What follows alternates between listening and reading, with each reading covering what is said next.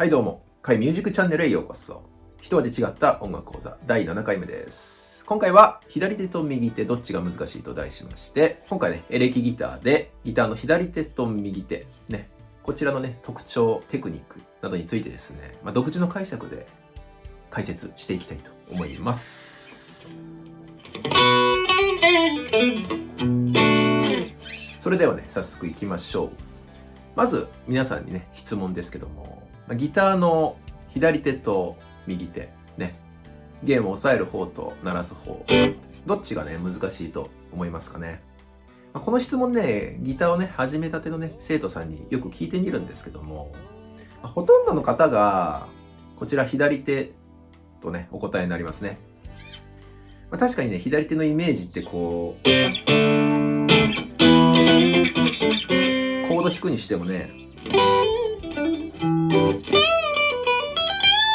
ソロ弾くにしてもこう常にこう動いているようなイメージだから左手の方がね難しいと思うのはねよくわかるんですけども、ですがねこれは自分の経験上出した答えなんですけども、右手の方がね難しいかなと思いますね。もっとね正確に言うと右手の方が奥が深いなと思うわけです。なので左手の方がね簡単だよって言い切れるほど、単純ではないですよね。いろんなジャンル、いろんなテクニックがありますんでね。ただ右手の方がより繊細というか表現の幅が広いので、やればやるほどね、ほんと課題が出てくるなと。未だにやっぱ右手すごい難しいなと思いますね。例えばコードを押さえるとします。G を押さえるとして、左手はとりあえずしっかり押さえてね、音が出る状態にしとけば OK なんですけども、これをね、どう鳴らすかは右手にかかってきますよね。全体を鳴らすのか、アルペジオ弾くのかね、こう刻んだりするとかね。音の表現の幅は全てこの右手にね、委ねられるかなと思いますね。本当に右手のこのバリエーションってたくさんあって、ギターという楽器がこうどんな音色を奏でるかは本当右手のねテクニックにかかってると言っても過言ではないかなと思いますね。本当にこの右手は個人差がすごく出るというか、上手いとされるギタリストほど右手に細心の注意を払ってると思いますんでね。左手でねしっかり押さえられてても右手次第でサウンドはガラリと変わるということで、左手もねもちろんただこう押さえてるだけじゃなくて、例えばオクターブとか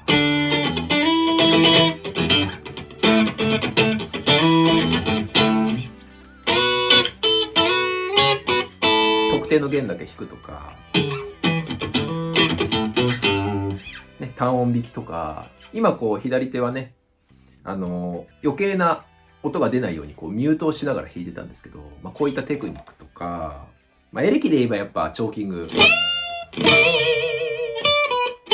ビブラートとか表現の幅を広げるテクニックはねあるんですけども、結局ねそれを活かせるかは右手にかかってくるかなと思います。こ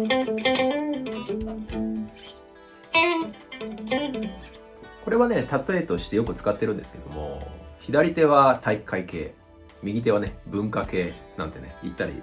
してるんですけども、左手はねやはりこの指の力、握力、これが本当大事で、コードチェンジする時もねこうフレットの移動とか瞬発力、スピードなども考えると腕のね力もね必要ですし、やはりね筋力がものを言うかなと思いますね。特にチョーキングはね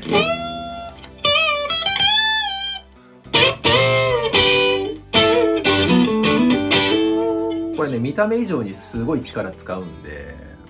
ほんととりあえずね左手は反復練習してね筋トレをすると、つまりね体育会系ですね。左手がねバキバキに仕上がってればねほんとパフォーマンス上がるんでね、ギターを始めたばかりの方はね特に左手のね指の力をねつけた方がいいですね。こう自分の思い通りに動かす、最初はそれが難しいですから、指が言うこと聞いてくれないので、自分のイメージ、ここを押さえるんだっていうね、そこをね鍛えていくとねいいと思いますね。左手をね鍛えておけば後々本当役に立つので、対して右手なんですけども、先ほどもねちょっと弾きましたけども、どの弦をどれくらいの強さで、どのタイミングでね、どれくらいのスピードで弾くか、あとこうミュートしたりとか、非常な繊細な感覚が求められる芸術肌というかね、文化系だと思います。ピックだけじゃなくてこうね、指弾きで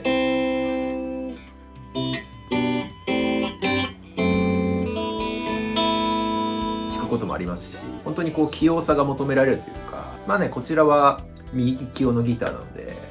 利き手の方が細かい動きをする、難しいっていうのは非常にね、理にかなってるかなと思いますね。メタルとかだとこうダウンピッキングですごくね、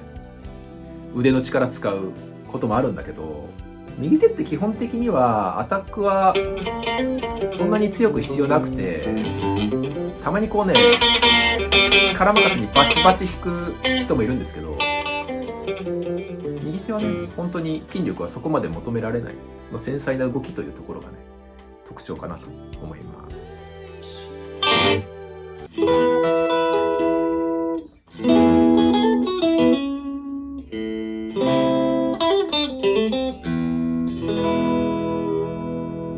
というわけで、ギターの左手と右手どっちが難しいんだろうというテーマでお話ししてきました。右手の方がね、難しいという結論を出したんですが、結局ギターでね、一番難しいなと思うのは、左手と右手をね、噛み合わせる、タイミングをバシッと合わせることだとね、思うんですよね。左手がしっかり押さえられていても、右手のアタックが安定しなければいい音出せない。で、その逆もまたしかりで、右手がね、いくら安定していても、左手とタイミングがね、合わなければね、やっぱりいい音出せないというところで、左手と右手をね、しっかりシンクロさせる。タイミングをバシッと合わせる。これがね、すごく難しいと思いますね。ピアノの練習だと、右手だけ練習して、左手だけ練習して、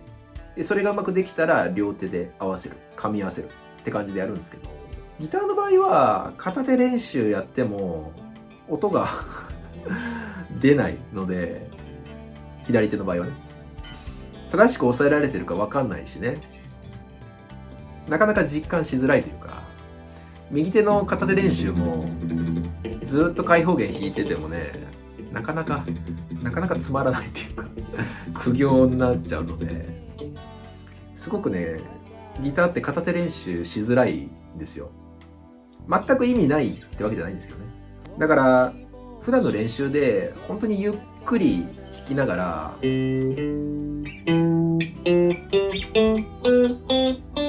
ちゃんと音が伸びてるのかタイミング合ってるのかなみたいなところをこうシンクロさせるっていうね、左手と右手をシンクロさせるってところをね、意識して練習するとね、いいと思います。そのちょっとしたズレがね、解消されていくと本当にサウンドが良くなりますんで、